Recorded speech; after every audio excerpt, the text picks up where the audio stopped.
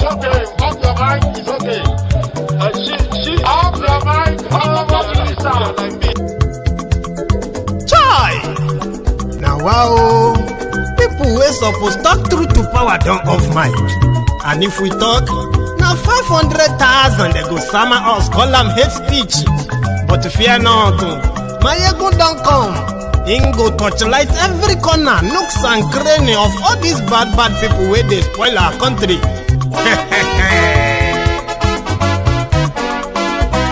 So my people make we laugh, oh, yo. Maiyegun don't come, oh, yo. My people make we shout, oh, yo. Maiyegun don't come, oh, yo. Maiyegun don't come, man of the masses, oh, yo. Maiyegun don't come, oh, yo. Maiyegun diary Politico, oh, yo. Maiyegun don't come, oh, yo. This one not the off in mind, oh, yo. Maiyegun don't come, oh, yo. And in the touchlight every corner, oh, yo. Maiyegun don't come, oh, yo. Okay, some people be they holla say they want the power. Chai, them be promise us say we go get light and power. Nah. Them hustle sote they can't get the power.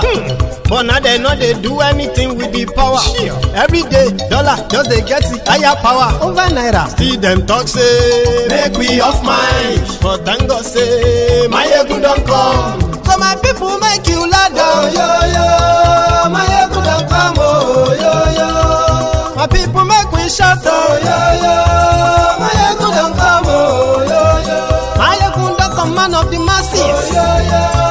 Maiyegun don't come, oh, yo. Maiyegun diary Politico, oh, yo.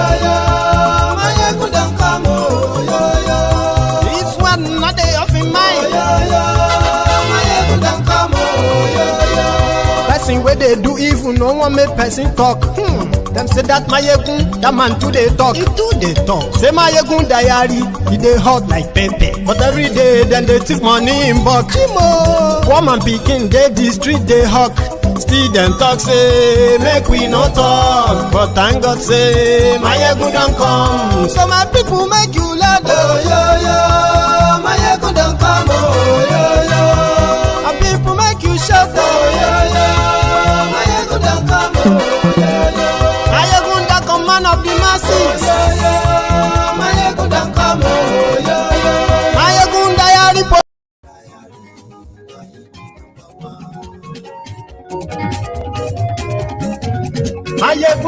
Good evening, good morning, good afternoon to you from wherever you are watching from. This is Maiyegun Live.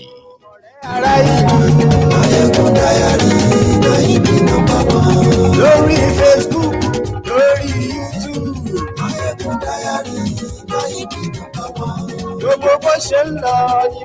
Thank you very much, brethren. You are welcome to the Temple of Truth tonight. And as you are joining, remember, drop your offerings. And what is your offering? Your like. That thumb up there makes that or makes this video engaged. And making it engaged means that more people will see the video and they will eventually see the message. Do that after you share the broadcasts.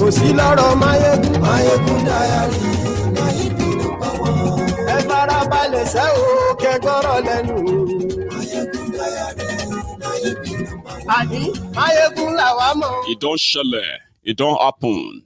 Whether we completely agree with them or not, they are setting the template, they are setting the foothold, they are laying the foundation for what to come.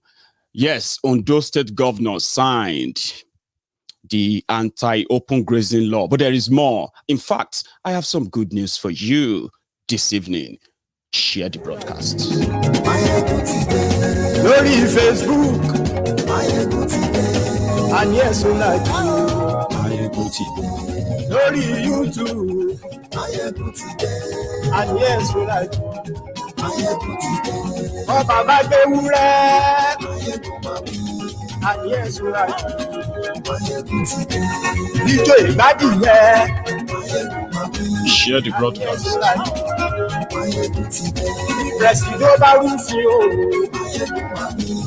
àní ẹ̀sùnra ìbò nìyà gbowó jẹ àní ẹ̀sùnra ọlọ́pàá tí ń darí bá àní ẹ̀sùnra aṣòfin tí Thank you, thank you. àní ẹ̀sùnra. Thank you, thank you. Brian, thanks so much for your super chats. Odogu Maiyegun, I salute. Odogu Brian at the hill. Yes, there is more. Tonight, let's start first with facts from fiction, okay? Indeed, there has been issue of ban on open grazing, stop the movement of cows, roaming the street, the cities, interrupting traffic, invading farm, grazing on people's farms, leading to attacks and killings of innocent people, which has now escalated to other things, where people are being kidnapped for ransom all across Nigeria. This has prompted the locals, the people, demanding that their leaders should do something. I mean, that was what actually gave birth to the movement of Oloye Sunday Igboho. There also happened to be during the campaign for Yoruba Nation led by Ilana Omo Oodua. Right. Boko Haram came, and in a country of over 250 nationalities, over 250, ethnic nationalities, Boko Haram decided to promote the Fulani invading terrorists, not even the Fulani, the local Fulani who are part of Nigeria, and they've been part of Nigeria for centuries now. He's not fighting for them, because those ones are not those who are going about claiming that the lands, every land in Nigeria belongs to them, including the oil in Bayelsa. The people trying to claim lands now that they want Ruga for, they want open grazing for, they want grazing route for, cattle colony and all this madness that has become the national conversation in Nigeria, they are not even from Nigeria. That's what they told us from the start. Now the people reacted. Ban open grazing to start with. Some said, we don't trust them. I don't trust them too.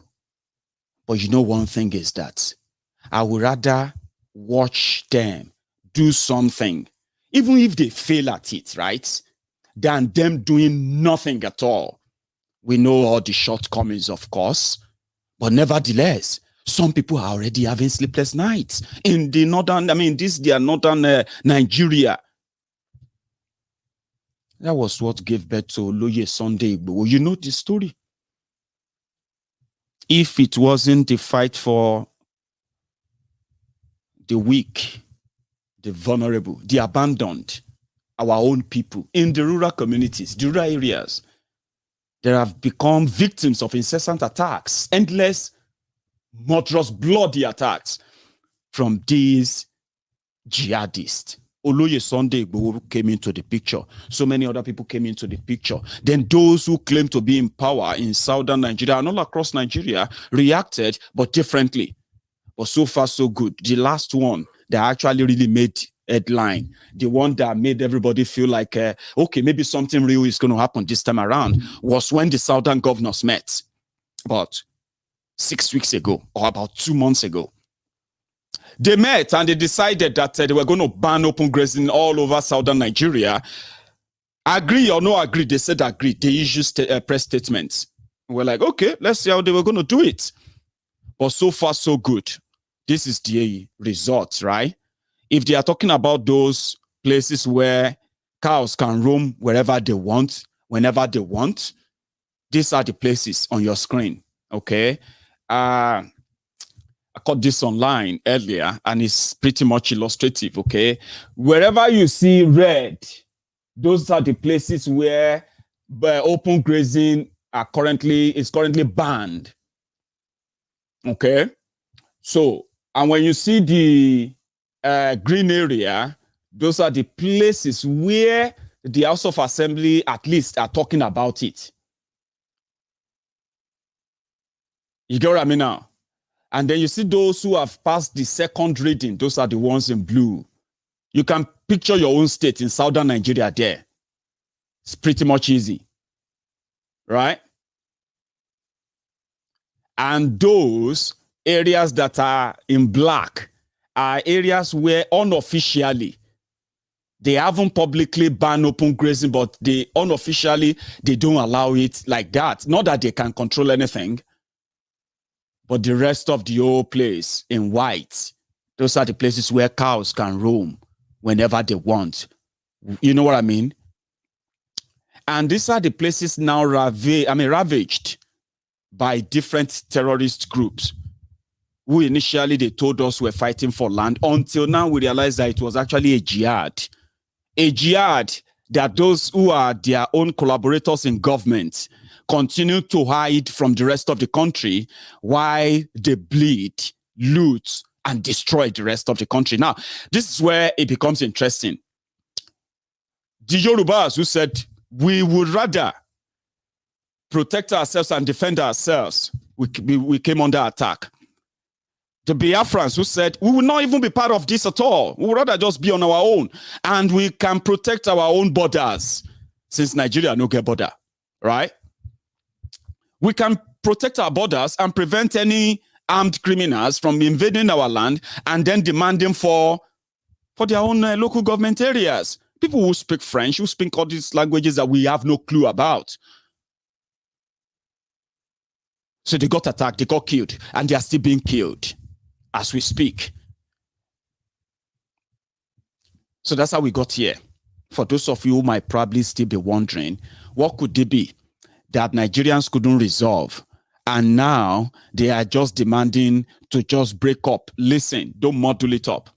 Don't let us muddle it up. Bokwari and APC, Egbekegbe, the Abacha People's Congress, the Al-Qaeda People's Congress, they came to power to project one thing and one thing only: religious and ethnic supremacy, subjugation, and control over the rest of the other nationalities in that country. And yes, we have those from other parts of Nigeria, in southern Nigeria, where they indeed are collaborators as beneficiaries of those, of the loot, I would say. Yes, they do have collaborators. But Bokwari came with that agenda to suppress and subject the over 200 ethnic nationalities in that place. And they think they could do it somehow. This is no longer about just the land grab and all that. It came with coloration of ethnic and religious subjugation, which is now called jihad. Something they use to deceive those they believe are also Muslims, to make them feel like they are fighting some particular war, unfinished war. And Nigeria is now the headquarters of where that can actually happen. In fact, Nigeria, that their own pictured Nigeria, is not going to be different from today's Afghanistan, just like the Holy Land, the homeland, they call it.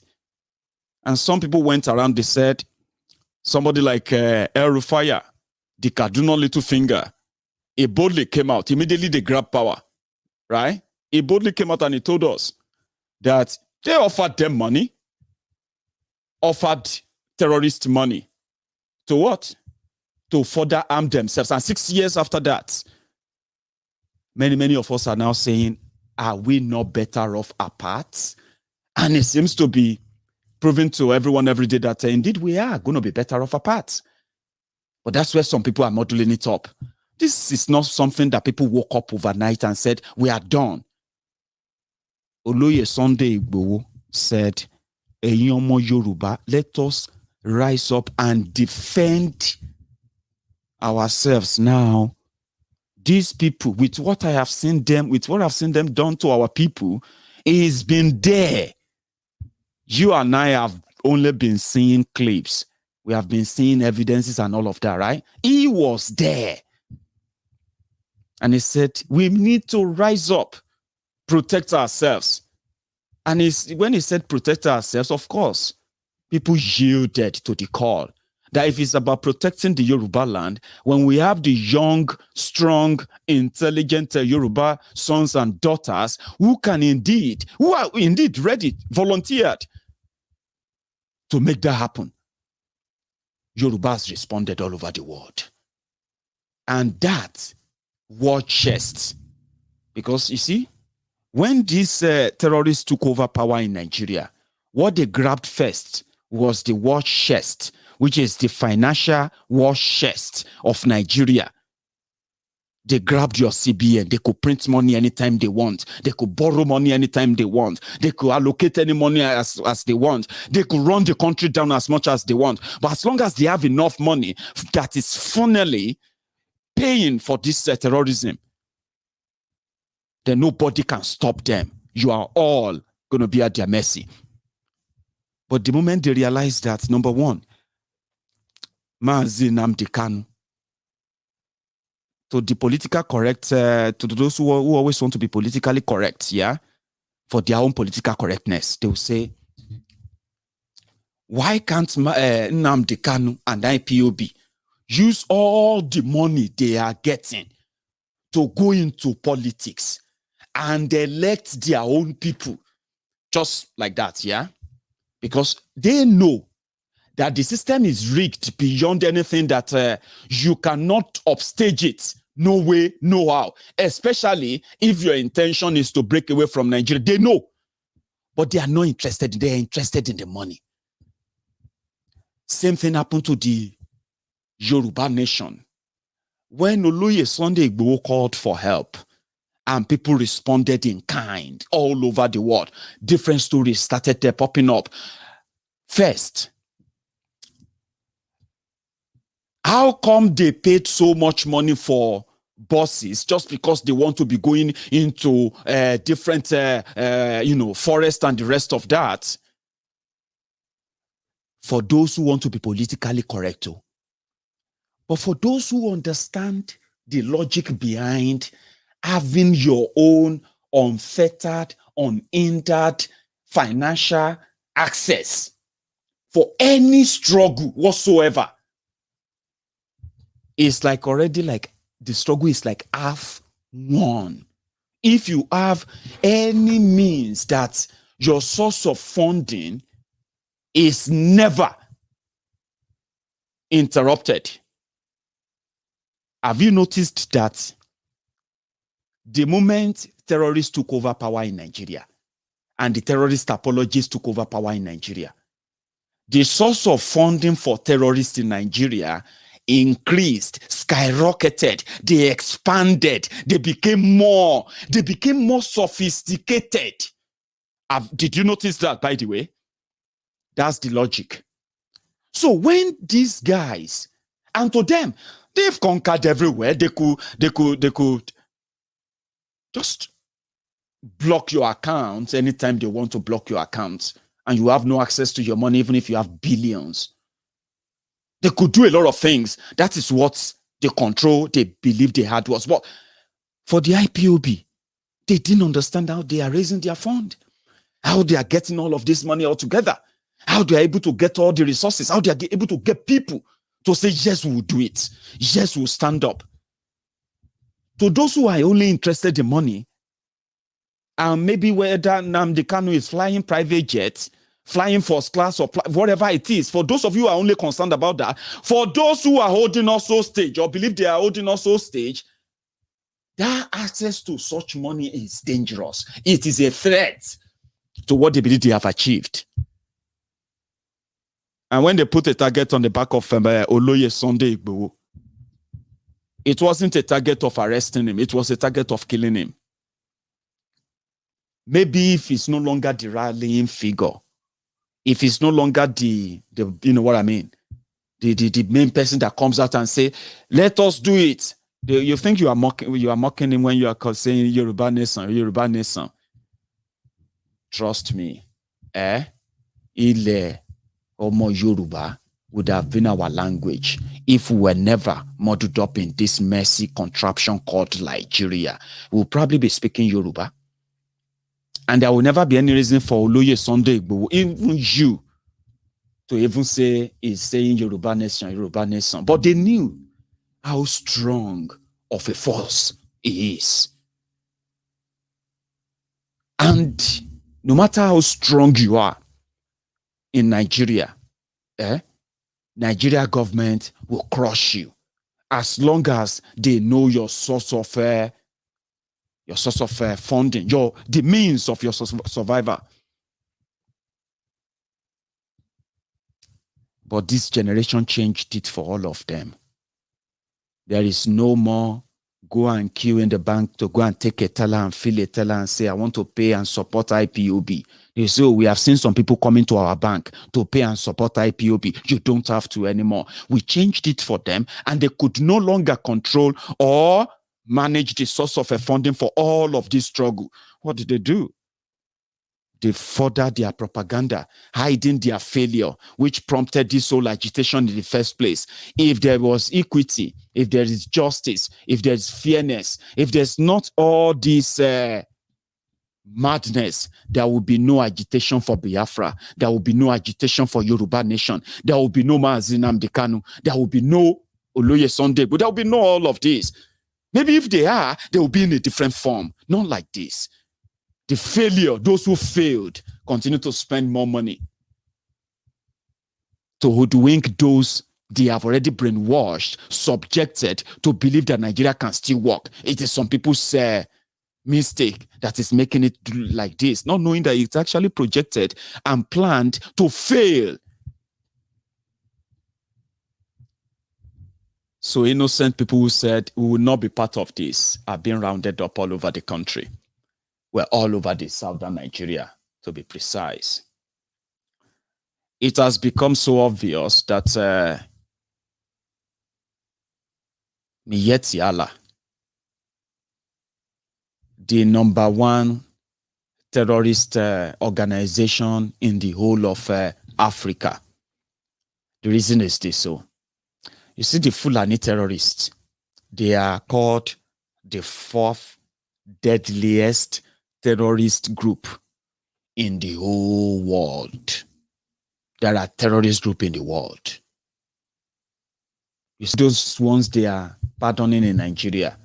Those ones Boko Haram is looking for 368 grazing route for.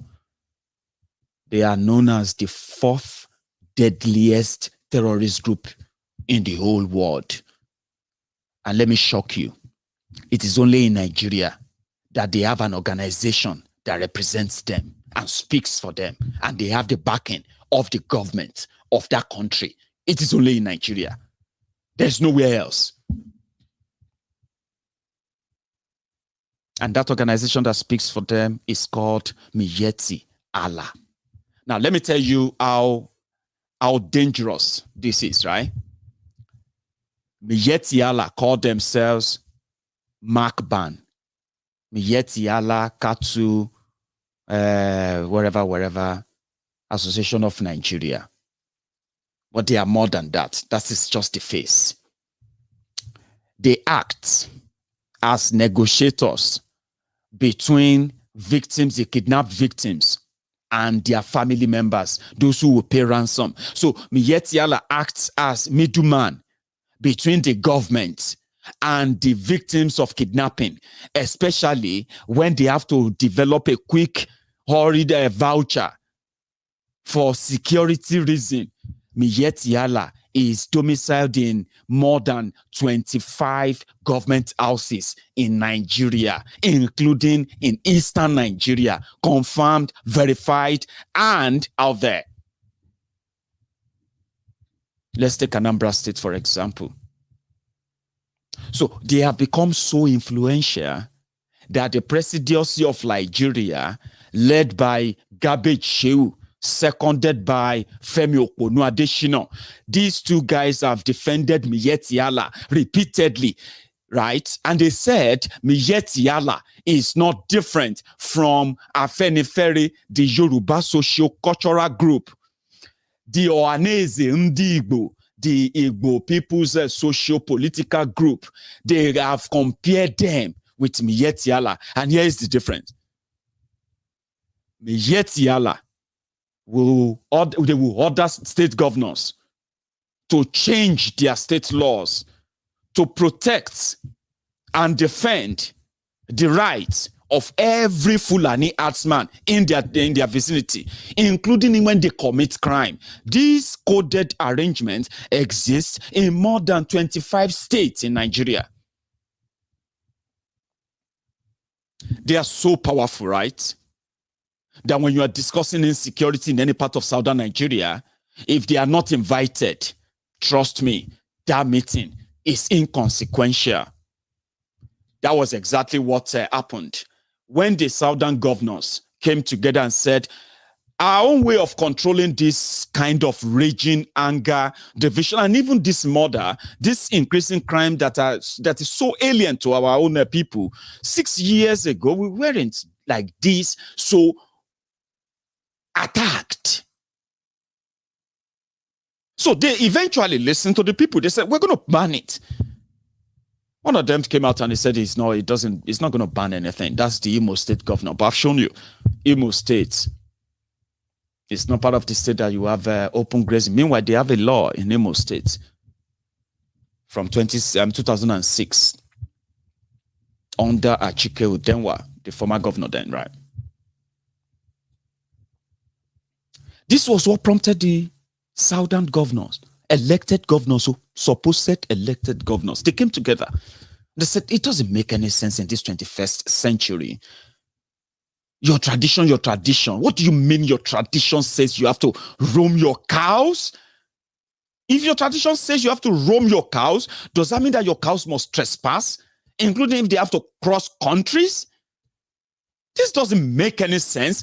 Listen, if you want to run your cow business, it is a private business. If you want government subsidy, sure, you can get it. You have your people in power. Seek for government subsidy, buy lands where you have to, build irrigation system where you can grow grass. I mean, people do that these days. Ranches, build them, you make more money. Don't roam these cows on the street. What would your cows be feeding on when they are seen on the street of Lagos, when they are seen on the street of Abeokuta, when your cows are competing with cars on Lagos-Ibadan Expressway, your cows running helter-skelter on Third Mainland Bridge?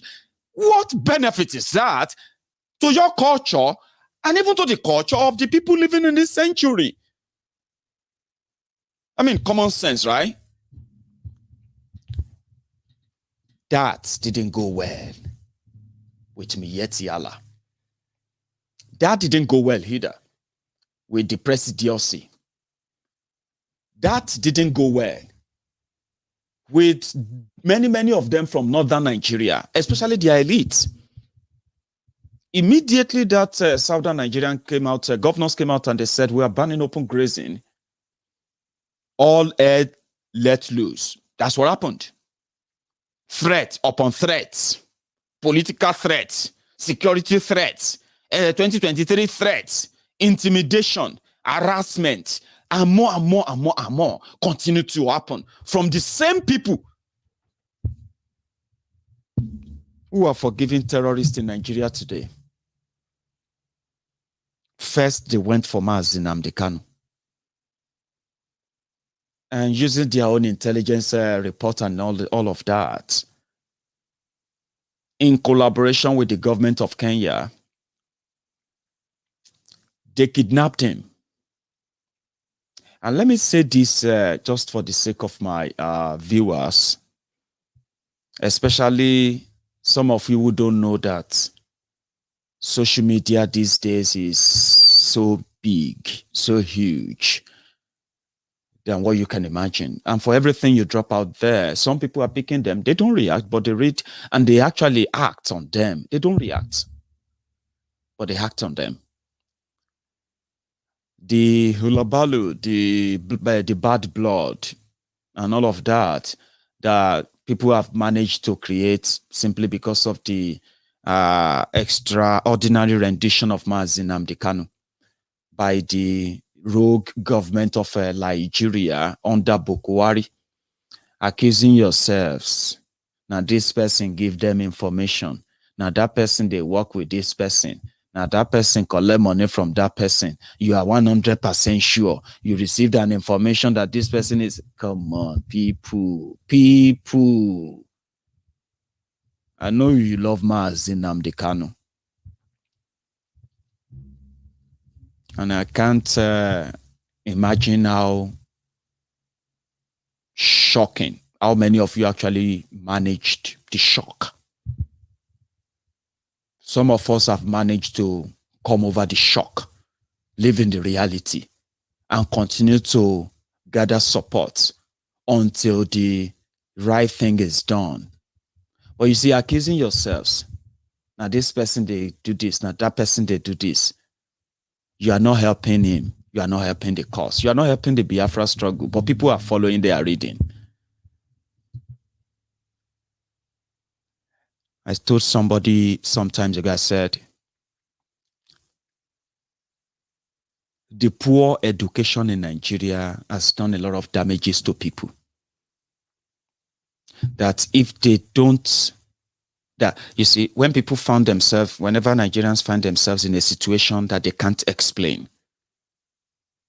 it is very, very convenient to build a new reality that will take them out of that real thing. In the process of trying to live that reality, a lot of things will happen. People would first start asking questions.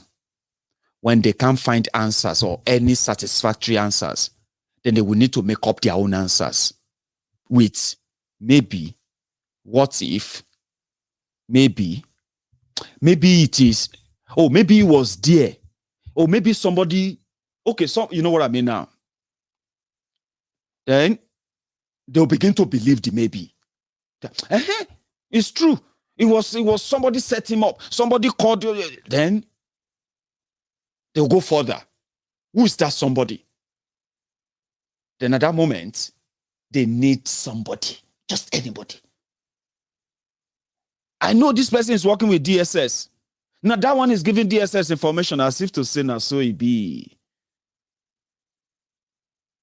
You don't have a clue of what a government is.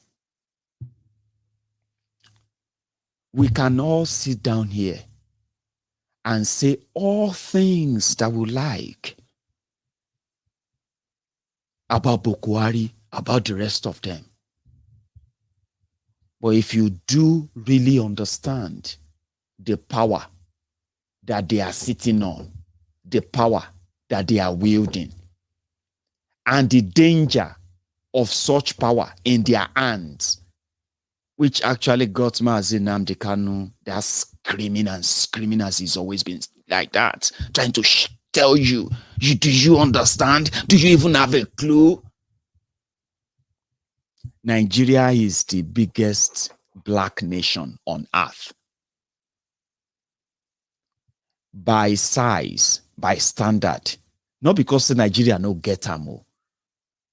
Nigeria is the biggest military in the entire Africa. No joke. This time around, no joke. And when you say Nigeria is the biggest military, it includes intelligence. But the reason why Nigeria is useless as it is because it is structured that all that power, all that control can be in the hand of one person and he can do whatever he likes.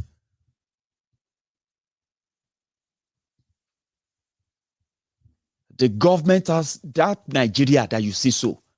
It has so much power that it can influence any country in the entire Africa.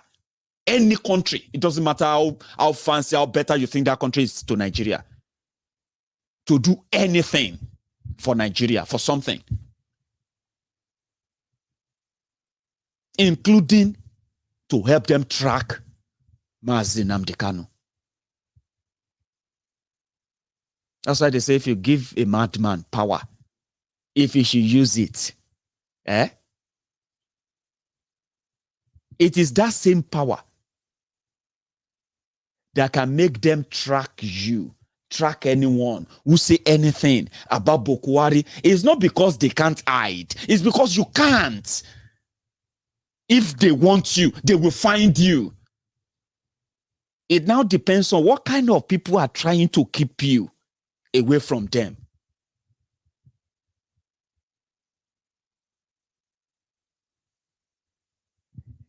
Let me give you an example. You see the picture that they paint to all of us about Syria and the powerful family ruling Syria, the Assad family. And the powerful picture they painted for you about Saddam Hussein and how he managed to keep Iraq until America came. Those images are the true oral part of what power can be in the hand of a madman. And he will still have allies. He will still have friends that will say they are just necessity. Now, Nigeria has so much in that regard that whoever has that power, like Nigeria is under Boko Haram now, where he uses that power to continue to kill innocent people. He uses that power to continue to protect the real terrorists while the victims of terrorism are abandoned. Yet, he still has friends all over the world. You know why? It's not because of Boko Haram. It is because of the size and the influence of what Nigeria is in this present world. It doesn't favor me, it doesn't favor you. It may favor those from outside. We may not have friends out there and the rest of that.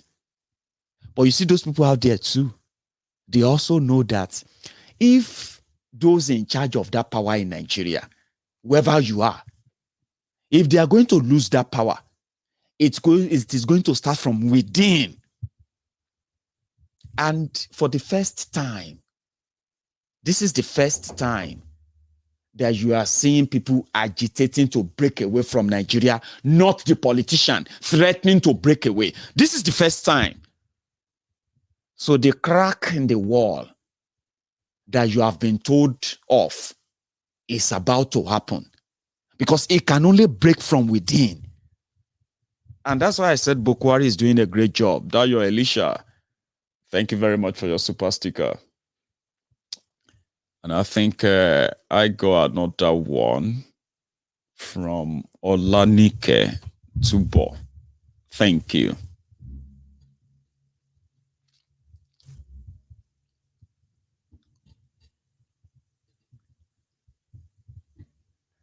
So it's a big thing that if Nigeria is going to break, it has to break from within. And the pointers are now there.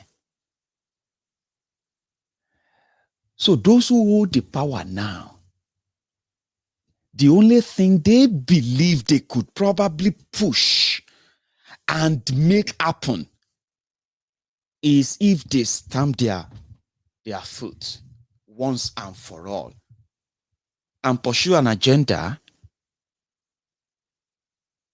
that if you are against it, you are just for your own death.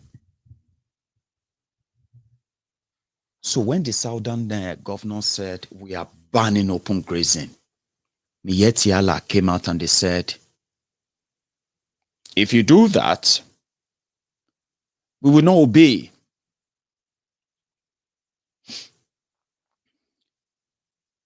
Another group came out and they said, forget about 2023. All of you from the south. In fact, we are not even ready to give up the power.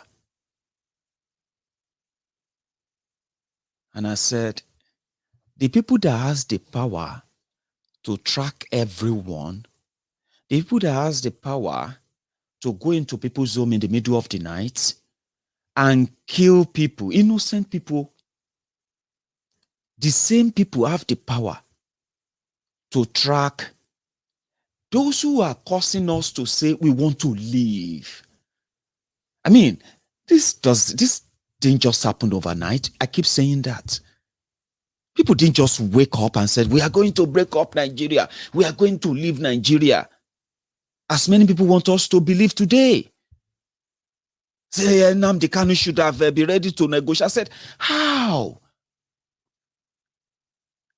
They said they declared him wanted. He wasn't declared wanted. It was a fatwa on him. Whenever they said they declared anybody wanted in Nigeria right now, with this jihadist government, the Taliban government in Nigeria, they are not declaring you wanted, they are declaring you dead.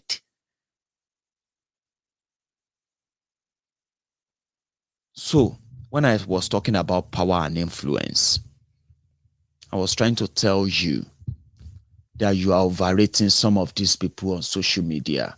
If you are one of those who believe that some people are giving information to DSS about Nnamdi Kanu, some people are going to betray him, all these things that you think they are the answers to the shock and the surprise kidnap and extraordinary rendition of Nnamdi Kanu, you are making them up to sound like your own answer to the answers you have been looking for. How did they even get him?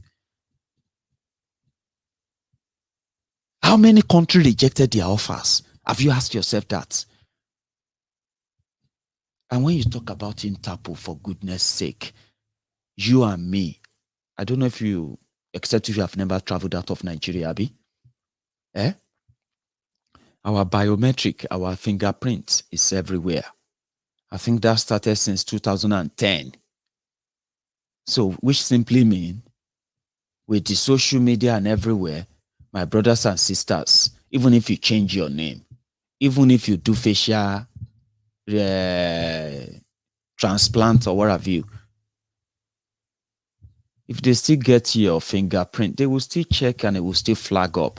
But Mazi Nnamdi Kanu has been traveling everywhere since 2019. We have seen him everywhere. How many countries rejected the request of Nigeria to help them kidnap him? How many? Until Kenya did the job. Some people they are working with the DSS to keep our leader in detention. Can you please stop being mad enough to reason? Can you please be reasonable enough to tell yourselves that there are those who have been politically correct for so long that even if they want to change their mind about Nigeria, or let me say, if they don't agree with Biafra and what have you, every day, Boko Haram and gang continue to make them feel like, some of them are beginning to say, man, if like say, Kanu was right after all. Man, these IPOB guys, they've been right after all. Do you get that now? But when you go out there and you start accusing yourselves, this one is working with DSS. I have 100% information. Baba, 100% information from where? From that your beer parlor in Enugu or Aba or where? Or in Lagos. Can you please, guys, stop being stupid? If I have to be very, very honest and straightforward with you. Some of you are still going to be stupid anyway because, being stupid is kind of, genetic. They say you can't help it.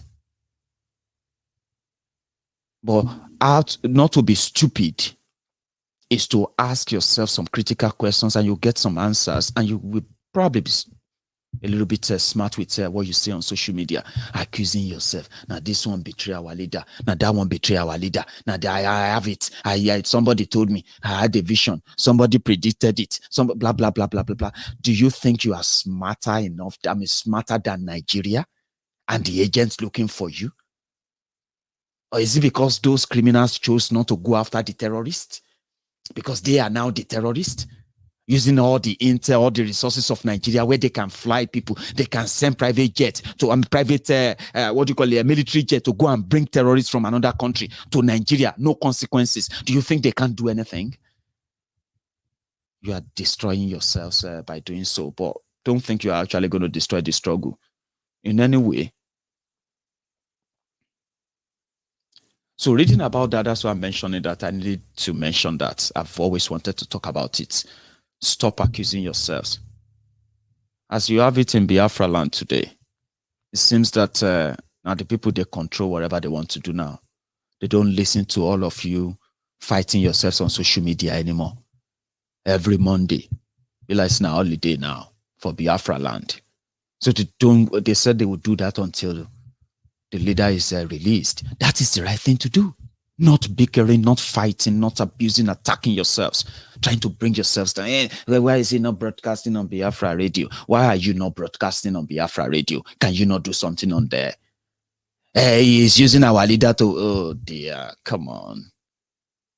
Can you not just use the same leader to also go and open YouTube and open Facebook and all of that? But I decided to mention it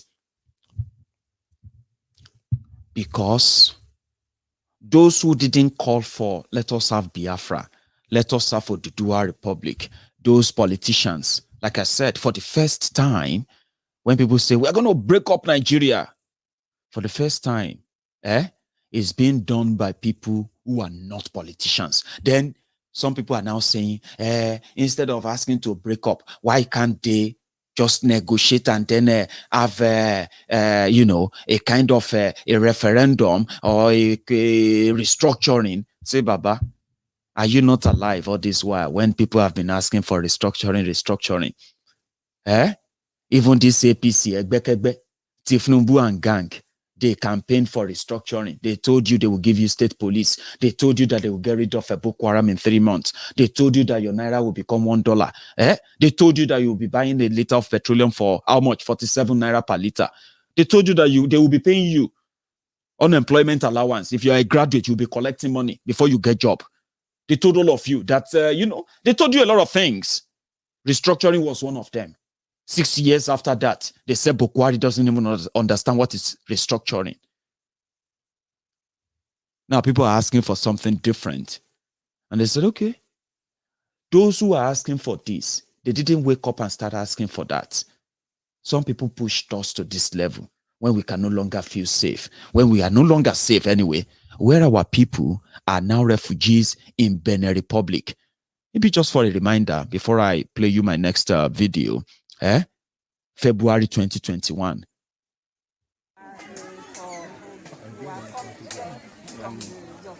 Yeah. Due to that crisis, Fulani crisis that was occurred at our country, that's the reason why we migrated to this place. We are forcefully migrated to this place due to that. By force. By force. It's not by willingness.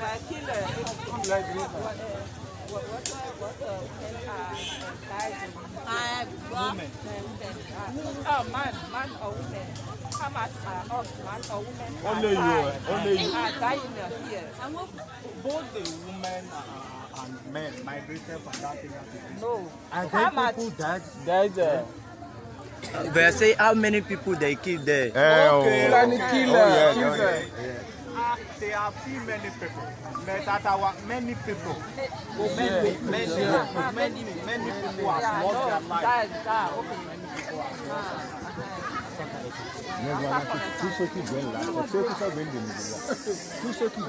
People are still migrating because of that. At Ondo and all other areas. What happened? It's because of the Fulani crisis. Fulani, they are killing the people anyhow. They are killing the people anyhow. They will move from any village, from one village to another. They will migrate from one place to another. They just keep people. That's the reason why the people are scared. They move down to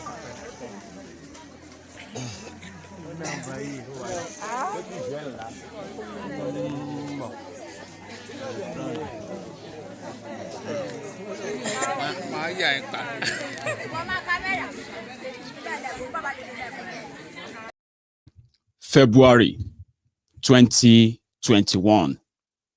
That was about 6 months ago. They were running away. That place is Pobe in Benin Republic. Those people escaped from Fulani terrorists in Ogun State.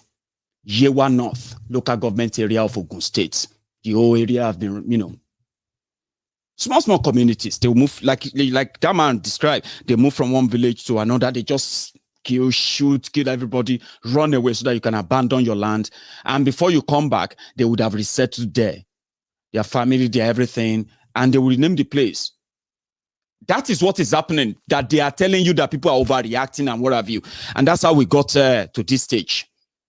The governors know all of this. They know the story. But for political, what have you, they kept mute until they came out to say, yes, okay, yeah, fine. We're going to ban open grazing.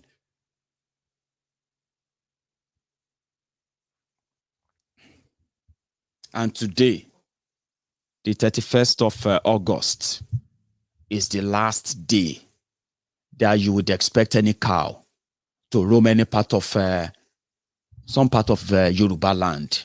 And they are still free to roam everywhere, unfortunately, in so many parts of the eastern Nigeria and majority part of,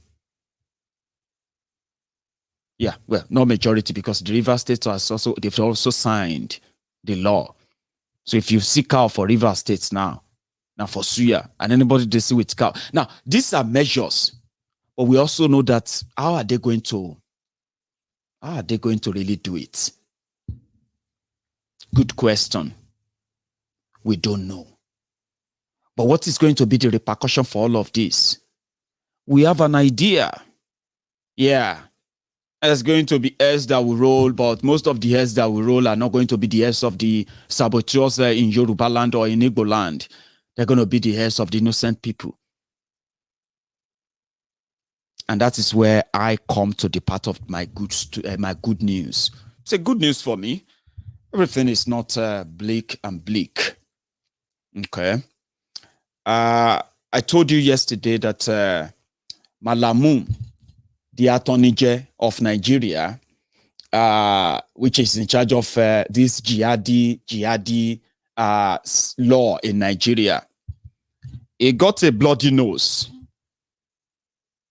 just 2 days ago when he tried again to lift the court order that banned them, that actually, restrained them from going further in harassing or arresting the Yoruba nation agitators, campaigners, including Oloye Sunday Igboho. Remember that we've had all the Oduduwa 12 fulfilled all their evil and, satanic bail conditions. Remember, they fulfilled that, and then they told us that the judge that will sign their release traveled out of Nigeria, delayed them for another week, and then they finally, but before then, the same Daura Secret Service, DSS, approached courts, asking courts that just released people on bail to give them the right to detain them further. That failed as well, ladies and gentlemen. And finally, they decided to release them yesterday. Okay? And not all of them. Again, what could have happened? They said it was for technical reason. That was why even the lady among them, Lady K, a lady, imagine locking up a woman in order to satisfy the bloody madness of a tyrant, locking up a woman who has only expressed her fundamental right to self-determination, the free speech for goodness sake, the freedom of association, peaceful association, peaceful rally. They kill people right before her, and they locked her up for 2 solid months for doing absolute nothing.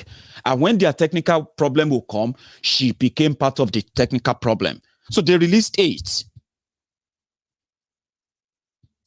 And something really touched me before I even shared that with you. And that moment, that after all of this, after this torture that we have been told of what they have been subjected to, after what these men have been through for doing absolute nothing illegal, their spirits remained strong. You know how I found out? This is how I found out. After that time, in the whole of Bokwari and his evil agents, hunting innocent people, hunting and killing activists, jailing activists illegally, and they are there rehabilitating terrorists. I mean, I don't imagine how much of this, when this guy came out, this trolling that these Buhari idiots, these cyberbarians, have really trolled them upon all that. When they came out, that moment, they did this.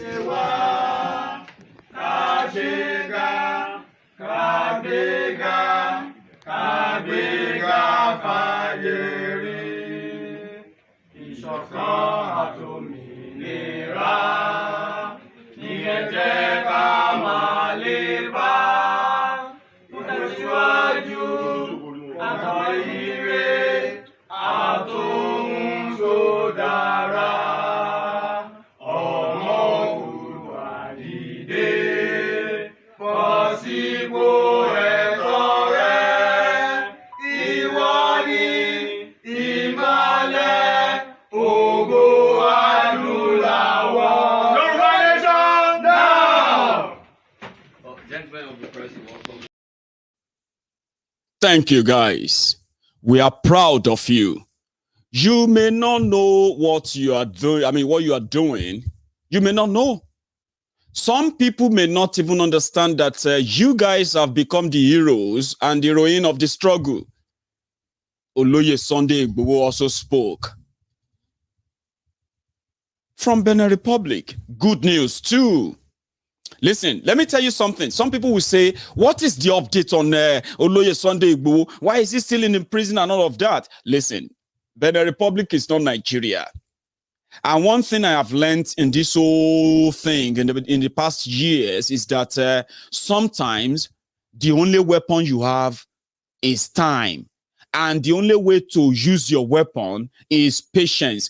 Benin Republic is a place they said they stopped Oloye Sunday Igboho because they received an Interpol alert that he is traveling through Benin. If they see him traveling through Benin Republic, they should stop him.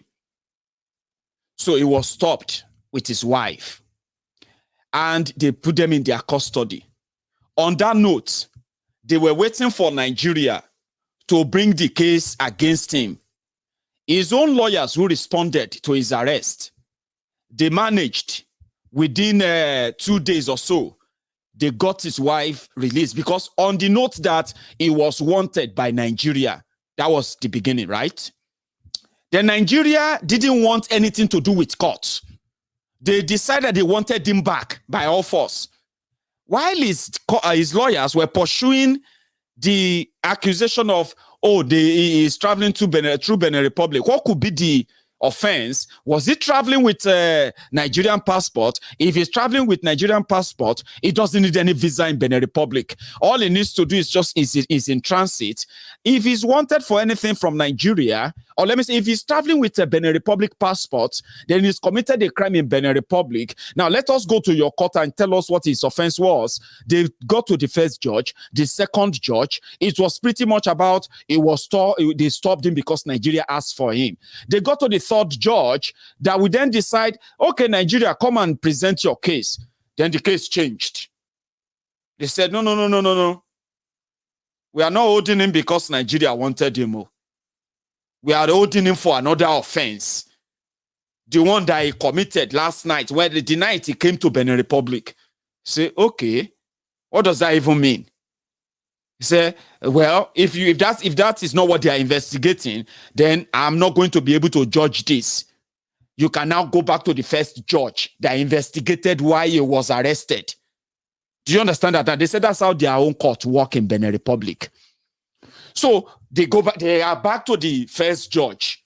When they go back to him, they now said, that one now said, oh, in the offense, they are doing investigation.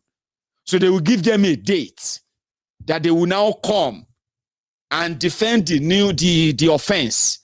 And they say in Benin Republic, you have to wait for them to give you dates. Or you can pressure them to give you dates. Say you don't know, say in Nigeria, they play trick there.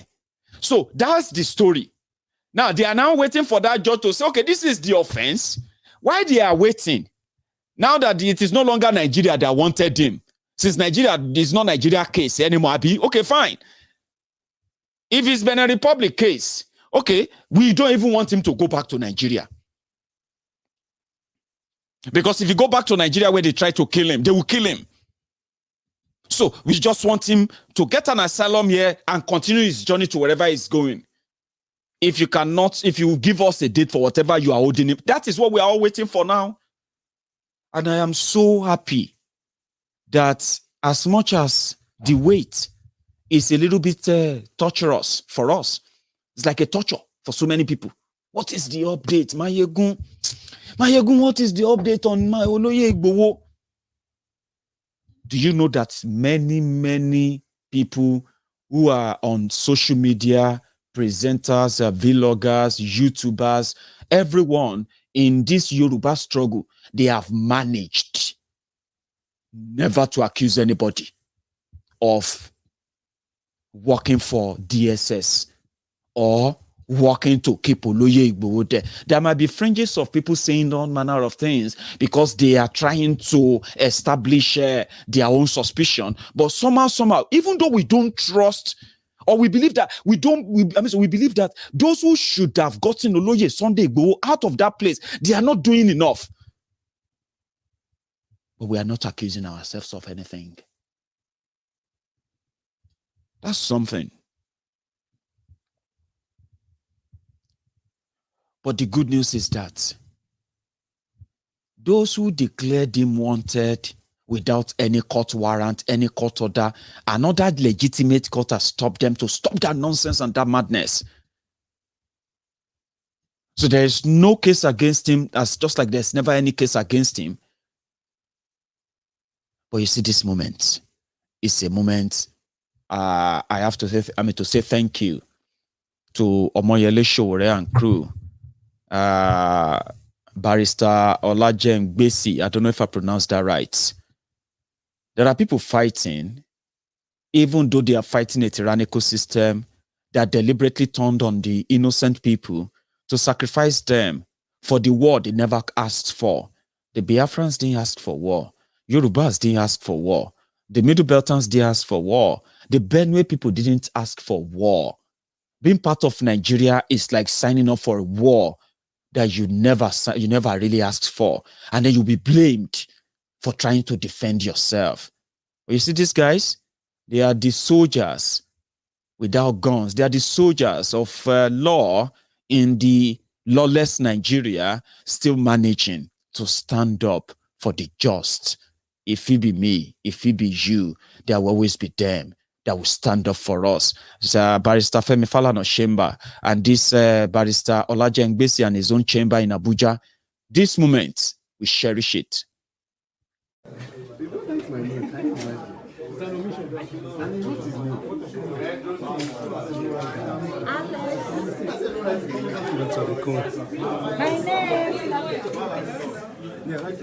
Where? If I slap you, you come late.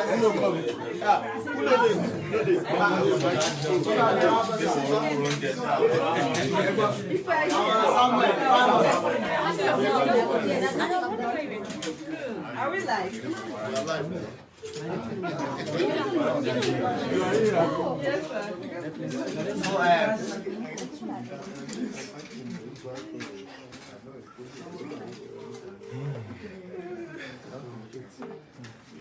The people will the useless SSS arrest for lawless Chief Sunday Igboho.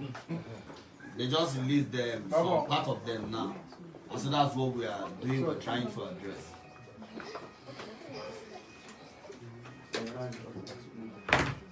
Gentlemen, hey, sometimes today, just say to me.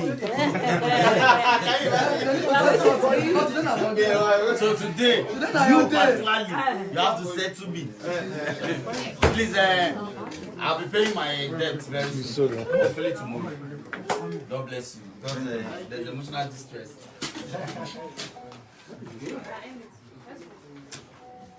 All right. So, Brother Sunday, when she told me to call you for Brother Sunday, can you lose account?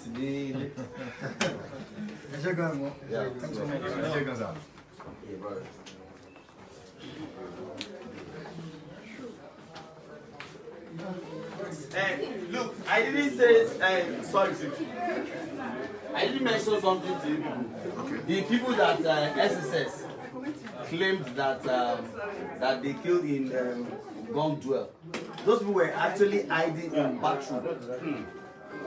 Yes. Hiding in bathroom, trying to prevent themselves from it was actual because SSS got into the room, any room they get into, they just start spraying bullets, start shooting. So these people, those people were like harmless, they were hiding, they were in the dark. As a matter of fact, one of the persons killed was killed because he's blind, he couldn't see. You know? 2 persons. One was blind, he couldn't see very well.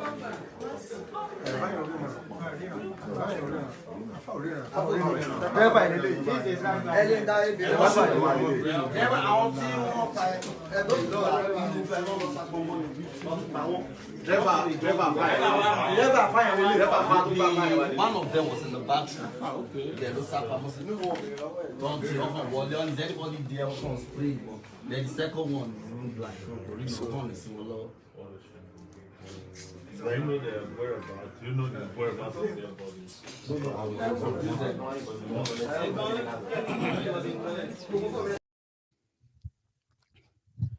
The 2 people killed inside the lawyer Sunday Igboho's house. You hear them there, yeah? They killed them. One of them was even hiding from them. And they got in there, said, is anybody there? And when the moment he said yes, they just shot and killed him there. But their report said they found guns, they found this, they found that, and they made what's that guy's name?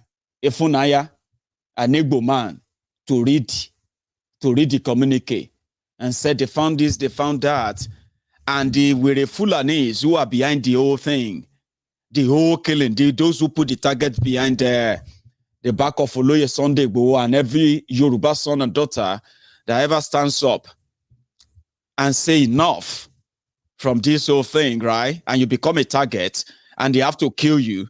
The DSS will parade you. Look at those they are parading there and those who are the spokesperson for the Nigerian military. You see the Igbo man, you see a Yoruba man, they are the spokesperson. When they send their killers in to murder innocent people, kill innocent people, accuse them of what they didn't do, and bring out weapons, all manner of weapons, accuse them of running guns and the rest of that. Then you see an Igbo man, you see a Yoruba man writing the press release, doing the intellectual gymnastic, speaking grammar, explaining things for us, telling us that they deserve to be killed for simply asking to have their own country. People were killed. They were massacred. They were assassinated. That's a crime. They committed no crime. There is no court that said they should go and look for them. Why terrorists are getting graduation? Not just getting graduation, no. They are getting paid. You get what I mean now? No joke. An issue, okay? But and yes, we offered them money. We said, look, if we have to pay you not to kill our people, we're happy to do it. Is that the only solution that you're adopting to pay them to stop the killing? That is the only solution we can see. If anyone has a better solution, he should give us. Do you have any better solution than to pay terrorists and kill the activists? Of course, you don't, than to ask them to break the whole thing up. There's no better solution than for them to break the whole thing up. I mean, peacefully, than this whole contraption of a thing. But somebody warned us again. I mean, so recently, they declared him wanted too. Commodore Kunle Olawumi. I'm so happy when the image popped up today that, he decided to go and honor the invitation. These Janjaweed criminals are not monsters. They just want to pretend to be one. They can't do more than kill. What else can they do? Somebody told them the truth because he was there. He investigated the terrorists. He's investigated those who have now become ministers under Boko Haram, who have been part of terrorism as far back as 2007. One of them was a jihadi leader. In the same Jos or where have you. His name is Issa Pandemic, Issa Patantami. He's the Minister of Communication now. This man came out and he told us that, listen, guys, Boko Haram is not interested in ending any kind of terrorism. They are funding it. They declared him wanted. Years. It has always been the case. Our problem is religion and social-cultural. I mean, people will expect me to come here and start talking about kinetics, about operation and so on. I've been an operational commander all my life. I've commanded warships, I've commanded troops, I've commanded men outside Nigeria and so on. But I'm not going to come to your station to discuss kinetics. The problem is not kinetics. In 2017, 2016, I'm always a member of the Security and Intelligence Brief at the Defense Headquarters. I told them, General Lawrence Shakin then, that the challenge we have in this country cannot be solved the same way we solved the problem of Niger Delta. The Niger Delta problem was solved during Yaradua time, basically by me. And I told them that we can't use that same template for Boko Haram. I told General Lawrence Shakin to look at the center of gravity of the problem. And we all came together. I was made a member of the committee, including Atahiru that just died was a member of that committee in 2016, 2017. And we came to a conclusion after several arguments. And the arguments were three.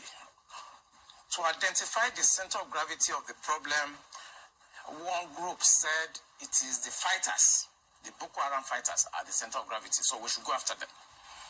Another group said the center of gravity of Boko Haram is Abubakar Shekau.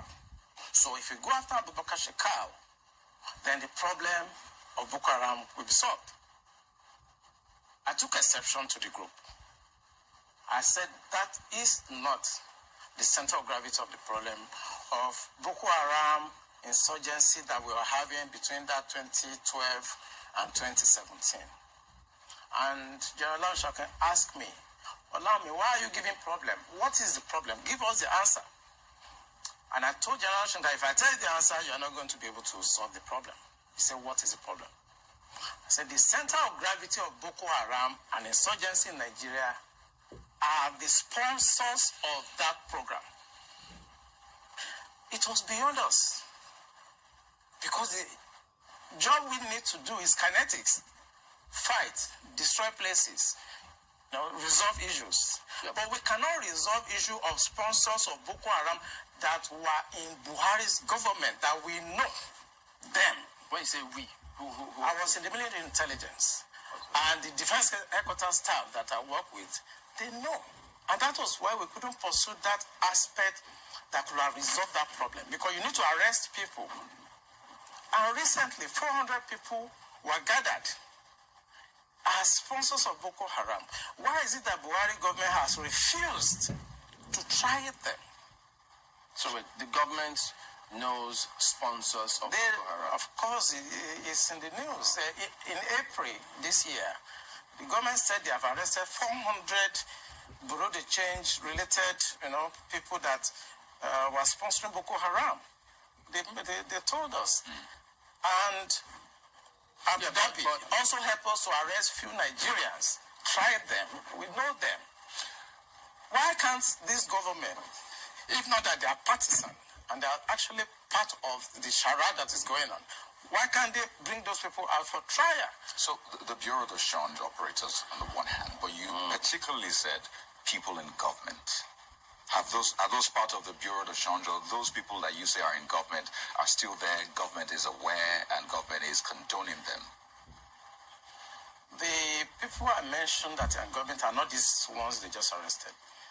You remember this Boko Haram issue started since 2012. Yeah. And I was in the military intelligence that time. We arrested those people. It is my organization that actually conducts interrogation and interview. And they mention names. I mean, I can't come on the air and start mentioning names of people that are presently in government now that I know. Presently in government. That the boys that we arrested mentioned. Some of them are governors now. Some of them are in the Senate. Some of them are in Aso Rock. Why should a government try to cause... Now, serious thing. Yeah? And that interview shook everywhere. So they invited him. No, they declared him wanted. And people said, what did they do these people, Seth? Every small thing you declare people wanted. Every small thing you don't go there with guns and everything. They said, oh, no. We didn't declare him wanted, though. We invited him. Okay, if you are going to invite him, they said we are inviting him to come and give us more information on how to resolve the insecurity. Are they not mad? Are they not mad? Somebody told all of us that you said you arrested 400 people. Bureau de Change and the rest of them sponsoring Boko Haram. Try them, put them in court. If they no longer get money to do anything, to buy a weapon, sure they will be able to do terrorism. You lie to people that you have 400 people. Put them out. Which one is it should come and tell you? And if you are doubting who he's talking about in government, all of us know who he's talking about, and he's a minister. But before I even go there, guys, to be honest, let's be clear, right? Even though they said the maybe not third wave or Delta variant or what have you, coronavirus they make us do social distancing. You can't have over 2,000 of us on YouTube right now, and we only have just about 750 of us that could give that thumb up. Good enough. The guys who always give the thumb down, they haven't realized to do it yet. So give me that thumb up. If this is your first time of watching Maiyegun tonight, you can easily just subscribe, just a second before we continue on this program tonight.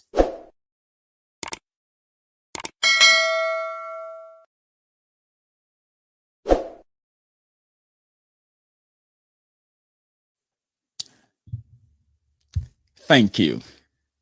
If you are thinking of which minister be that, who is that? Somebody told us another thing. They are just to refresh your mind. Whole country working together, not just the army. Now, to get the whole country working together, there are some things you don't allow. I'm going to say, for instance, that the presidency has a few questions to answer. Because if you want to build the confidence of the people, there are some things that we must never allow. I'm going to tell you that apart from the minimum ones I've mentioned, the major one that is undermining the effort of this war right now is the fact that in 2004, I was involved in an evacuation. Abubakar Tafawa Balewa University, they had just slaughtered one boy in their mosque. A young Christian, Sunday Achi was his name. When I got there, the other students who had fatwas on them that were meant to be killed in a university, we evacuated them, brought them to Lagos. Like I said, I worked with CAN presidents through the years. And this has been happening through the years, so it's not as if it's a Buhari era thing. It's just that the buck stops at the table of leadership. Now, the major question we're asking ourselves is this. The young boys that we interviewed then, the testimonies we took, the person who put a fatwa on them and supervised the killing of one of them is a federal minister now. even after he was exposed globally. You see, how on earth do we want to... I mean, we are one of the people who are rallying people and saying, look, this thing is not religious. It is a religious cover. The best way we can win in Nigeria is, first of all, to blow the religious cover. It is not religious. It is not religious. But when a man who supervised the killing of and he was 31 years old then. So how do we give such an excuse? Who's going to listen to this? Pastor Thompson, if you say you supervised the killing... the evacuation. The evacuation. I supervised the evacuation. The guys supervised the killing. That's what I'm saying. I spoke to the people involved not too long ago. They are still shaking. You were not there, sir. I'm saying I evacuated the students and I spoke to them. Okay, so because this is, the minister is not here to be able to say his own side of what's going on. So we're just apart from that, globally, he was on Al-Qaeda's website, globally, posting stuff in recent years. He's talking about Isa pandemic, Isa Patantami, the sheikh who was friend to Abubakar Muhammad Yusuf, the founder of Boko Haram, the one they killed in police detention after they used him for political, their political abracadabra. So, political thug, Alpha, where they speak Larubawa, Alpha, where they speak Larubawa, where they speak Arabic. So the guy used the religion to help them do all the children. You see all those children that are voting, that you see in every election, those children. 4 years old, 5 years old with voters card. Now from their own afar, then they get the voters card. Now their affairs, they keep all the voters card. Every election, politicians don't joke with them. So they used Muhammad Yusuf to take over power in Borno. And after that, they made him a commissioner of youth, special advisor to the governor on youth matter. And when they were done with him, they dumped him. And they went for him because they felt like they could it's going to be a trouble. Indeed, trouble it became. How? When they arrested him, many of his boys who were like his peers, just like Isa pandemic, they ran into the forest. They killed Muhammad Yusuf. And that is why he was crying, you're not gonna PDP, PDP, all this nonsense he was doing then. He's now a minister living in a mansion in Abuja. He could have been living in the forest, in Sambisa forest, as we speak. Good enough. He's done well for himself. Jihadi government took over power in Nigeria. They compensated him, put him in a palace, like the Taliban who lived in the forest for 20 years. Now they are back in the palace now, and they can act exactly like they would love the forest to be. It's a pandemic. He's done well for himself. He's the minister of communication in Nigeria. As smart as you are, as fintech as you call yourself in Nigeria, it's a pandemic. Isa Patantami is the one in charge. A jihadist is the one in charge of Nigeria communication ministry. Let that sink in. Let it sink. Every text message, bulk SMS. Oh yeah, make all of us meet for Ojota tomorrow. Hello, are you going to Ojota? We are going to go there. It's a pandemic is listening to you. All of you, everywhere. Because you handed over the Nigeria to terrorists. Somebody said, I don't understand at all. Lady B, what is it you don't understand? All the names. Don't worry. You get used to it, except if you're just joking anyway. People know those names, and now we use them in and out. So Isa Pandemic is now the minister in Nigeria. That's somebody that could be a shekau. If he's not there in Abuja, if there is no Boko Haram in Nigeria, Isa Pandemic will never have any access to your data, have access to your phone line, have access to your WhatsApp. That is why they are putting money together. They said they want to tap your WhatsApp call. It's important. The terrorists that are in power, you guys are going to try to get out. You want to break away. You want to have your own country. Some of you want to run out of Nigeria to fight from outside. They know all the communication. They know all your text messages, your emails, your everything. Come on. You handed over the country to them. So that's why when they felt like Biafrans have access to money and they don't have bank accounts in Nigeria. How did they take do it? It's be that they say, then people say, oh, we're going to start, people should start using cryptocurrency, you know, crypto. You can keep your money safe away from these lunatics who are pickpockets, everything. People where they steal money from dead people.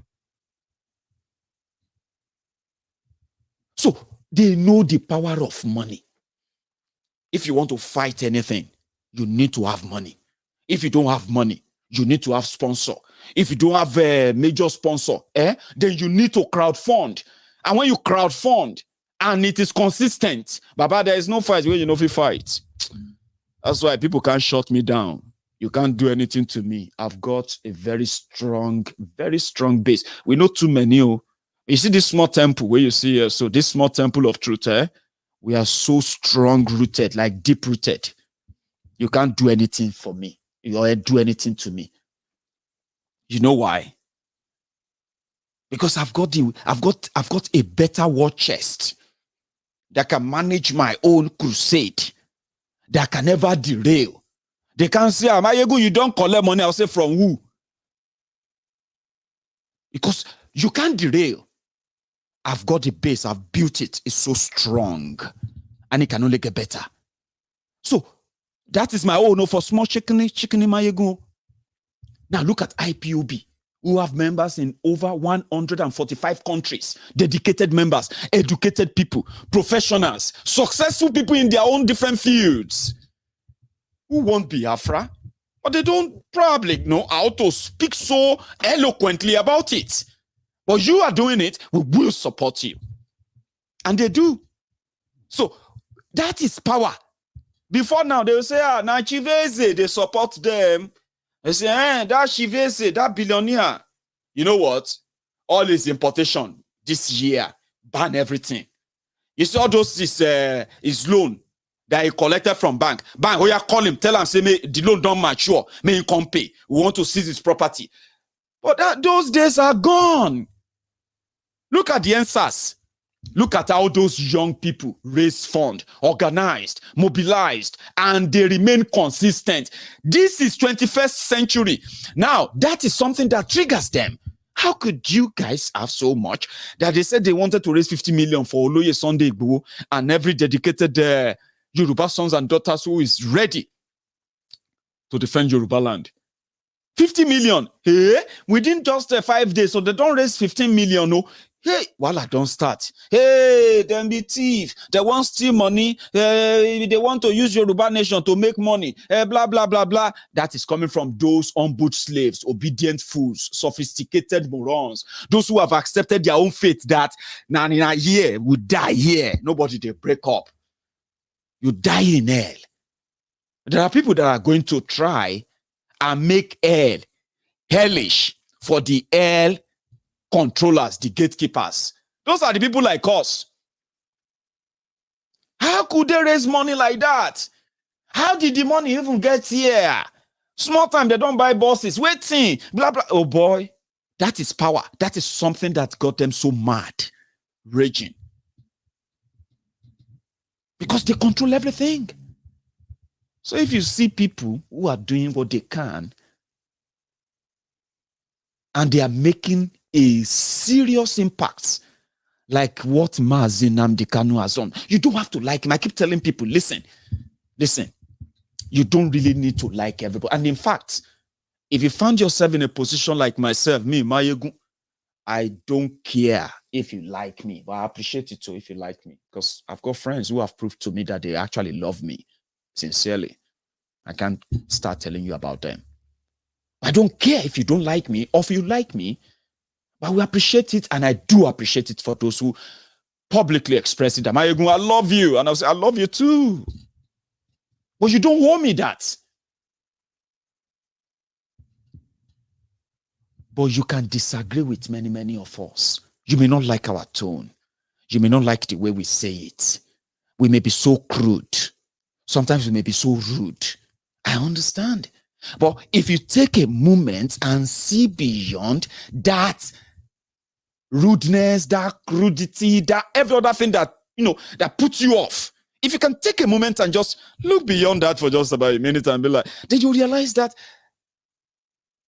we can actually be soulmates, because whatever it is, we are in that mess altogether. We may live in denial of it, directly or indirectly. We are all involved in this. And I said, listen, it is not a competition. Be grateful, be thankful that you have the voice to make an impact. Because for everyone who is doing it, you are actually like stabbing them in the heart, deep down, deep down. How could you guys have this courage? You are fighting against Nigeria. You may think you are fighting against the Fulani oligarch, Fulani, what do you call it, the supremacy, blah, blah, blah nonsense. But no, these guys they are holding the power that should have kept Nigeria and the entire Nigeria like a proper country, something that breeds respect. They are holding it against the rest of us, and that is bigger than them. And if you really want to crush this, you crush it from inside and you crush it to the ground. Yes, you grab them piece by piece. I love that. Grab them piece by piece. But you don't do that by tearing yourselves apart. That's my point. That's the reason for my rant. The southern governors have managed to, let me get my glasses very well so that you and I can read out where, if you come from anywhere in this whole place, right?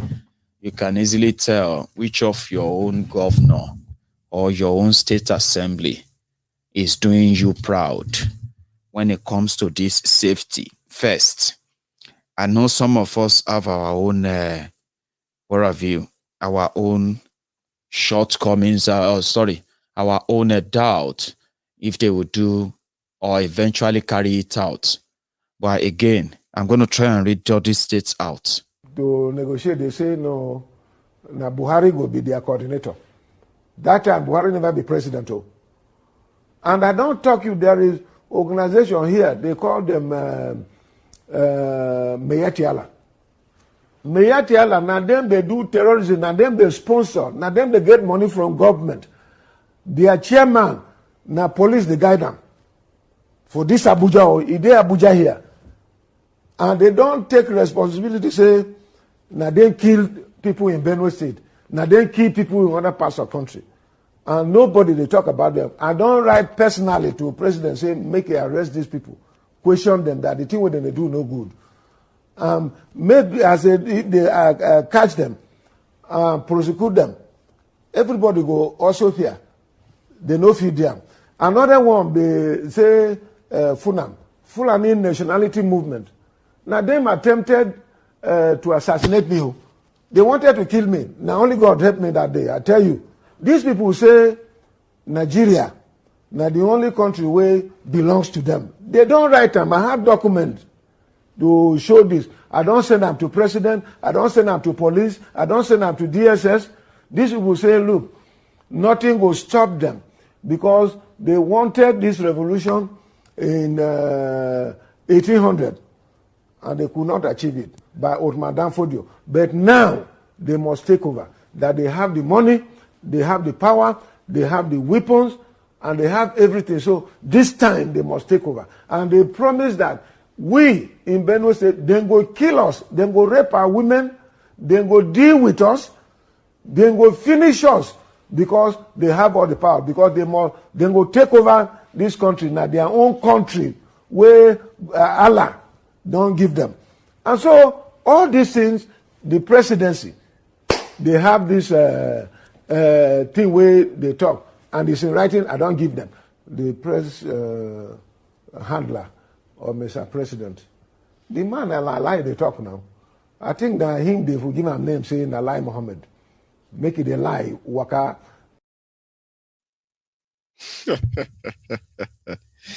Anyway, that's a state governor in Nigeria. For those of you who are watching that video there, right? That is Autumn. Some of them are saying, go and pay salary. They pay salary to dead people, the people that you are killing. Is that why he's not paying salary? Is that blah, blah, blah? That's another reason why Nigeria should break up. Benue State is the food basket of Nigeria. They used to say Benue State alone can feed almost the entire Nigeria and still feed some other African countries, even though they don't need to feed the entire Nigeria. The entire the entire southern Nigeria can feed our own people. We can grow our own food. We can raise our own cows and livestock and what have you. But they used to say Benue na food basket of Nigeria. But the Fulani have ransacked all the villages. They have destroyed everywhere. They have killed. They have turned those farms to burial ground. Killing field, no joke. But well, I hope say another day, feed day, we then go hear this truth. So here are the places where they have banned open grazing, where they haven't, and places where they are still talking about it, and where they don't even talk about it at all. All those white places, they are the places where nothing like that. But you see those red places, this, I believe it's so tiny. I don't know if you can read them, but I believe you can place your state. If you are from any part of this part, you can place your own state on the map. But I will help. The one on the left, the three on the left in red, those are Oyo State, Osun State, Ogun State.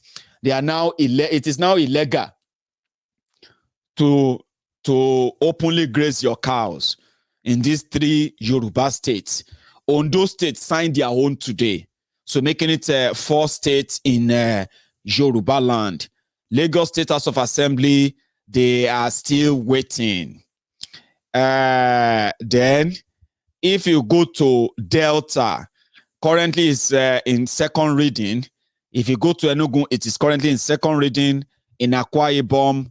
And then we already have it in place as well. The ban of open grazing in southern Nigeria agreed to by the southern governors. Anambra, Bayelsa has agreed, and they've signed it into law. Rivers State have agreed, and they've signed it into law.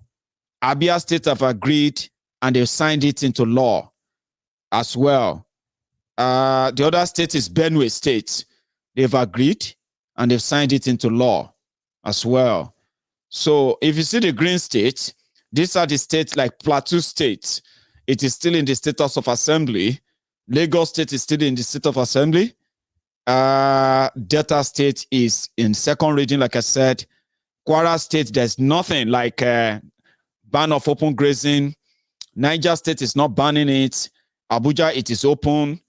Nasarawa, it is open. Kaduna is open. Bauchi, Gombe, Adamawa, and all these places.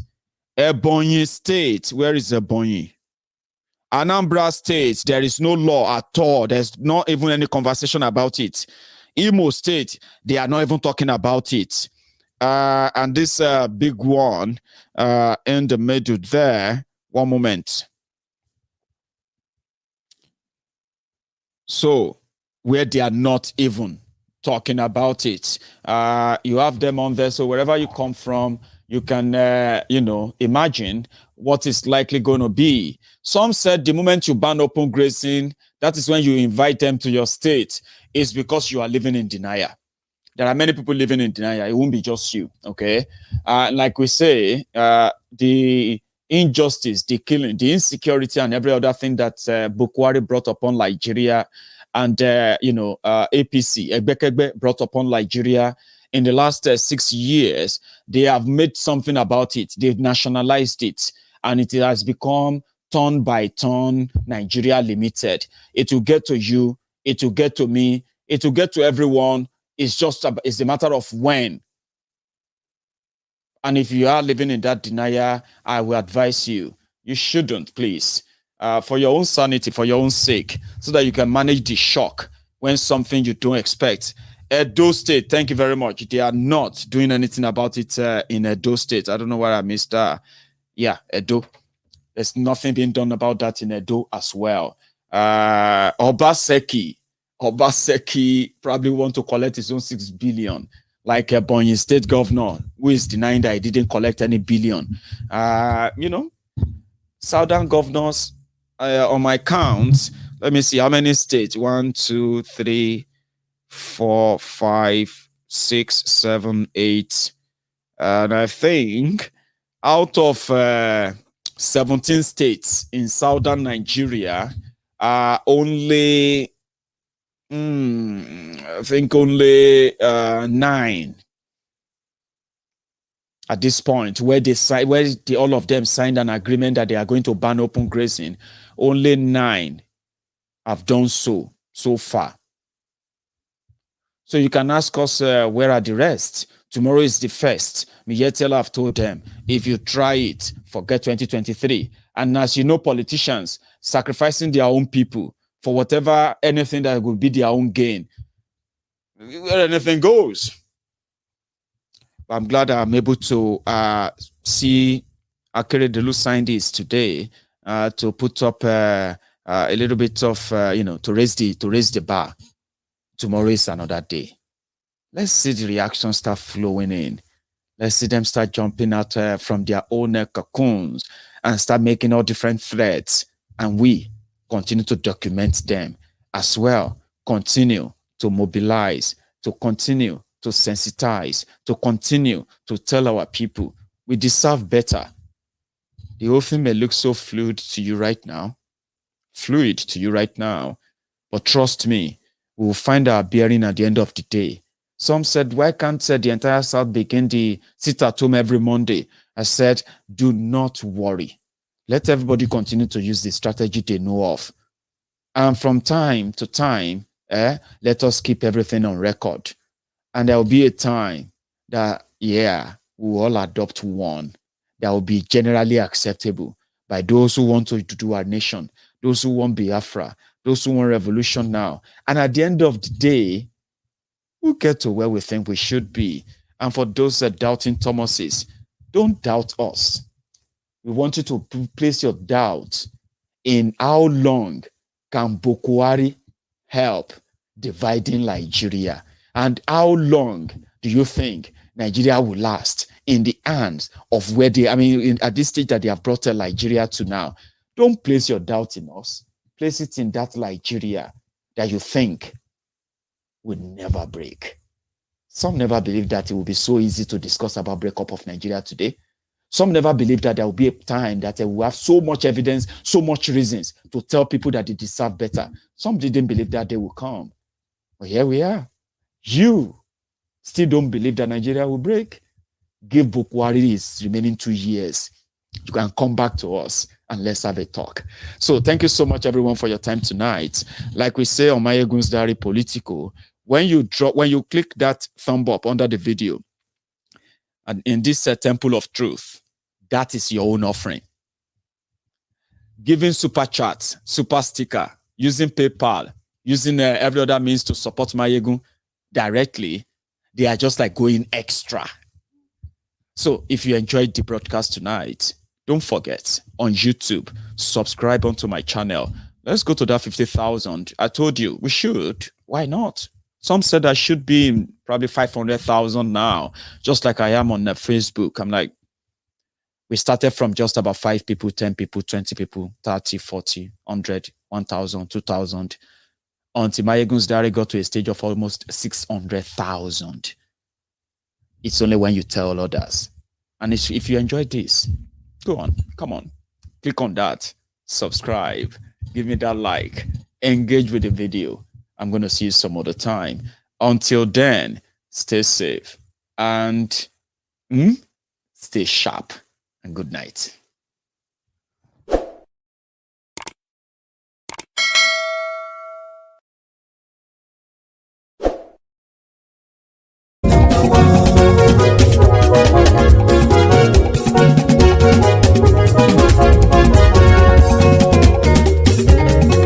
Àníyàn súnra kì í.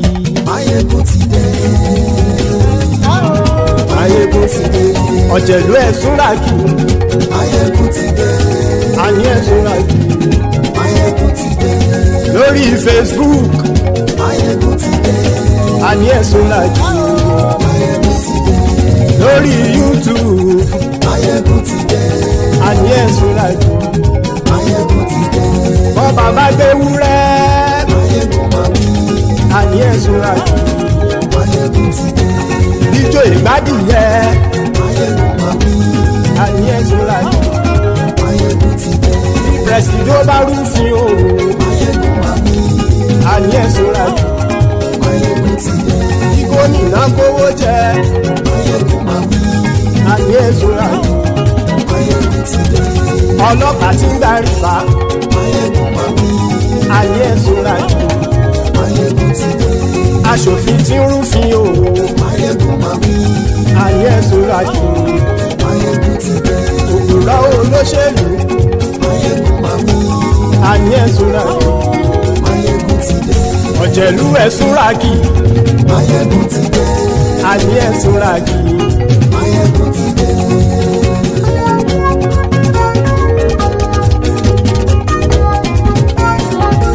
Maiyegun ti dé. Gbogbo ọ̀jẹ̀lú ẹ̀sùn ràgì. Maiyegun ti dé. Gbogbo ọ̀jẹ̀lú ẹ̀sùn ràgì. Ṣùgbọ́n ní bá ti ṣe èyí tó yẹ kí wọ́n ṣe, ọmọ bá dèrò ní fi wọ́n níran o. Maiyegun ti dé. Gbogbo ọ̀jẹ̀lú ẹ̀sùn ràgì. Maiyegun ti dé. Gbogbo ọ̀jẹ̀lú ẹ̀sùn ràgì. Ṣùgbọ́n ní bá ti ṣe èyí tó yẹ kí wọ́n ṣe, ọmọ bá dèrò ní fi wọ́n níran. Wọ́n fowó bẹ́ẹ̀ o, Maiyegun ó sọ pé wọ́n ò bẹ́ẹ̀. Wọ́n fowó bẹ́ẹ̀, Maiyegun ó sọ pé wọ́n ò bẹ́ẹ̀. Oníkanṣá ti ṣe èyí tó yẹ kí wọ́n ṣe, fáwọn ará ìlú tó gbé wọn débẹ̀ o. Maiyegun ti dé. Gbogbo ọ̀jẹ̀lú ẹ̀sùn ràgì. Maiyegun ti dé. Gbogbo ọ̀jẹ̀lú ẹ̀sùn ràgì. Ṣùgbọ́n ní bá ti ṣe yìí tó yẹ kí wọ́n ṣe, ọmọ bá dẹ́rọ̀ ò ní fi wọ́n níran. Ha! Kì máa yí ṣe eré, ọ̀rọ̀ yìí kì í ṣe ẹ̀fẹ̀. Kì máa yí ṣe eré, ọ̀rọ̀ yìí kì í ṣe ẹ̀fẹ̀. Ẹni bá ti lè lẹ́bọ̀ lẹ́rù o, ọmọ bá dèrò kàṣà ìtú wọn síta.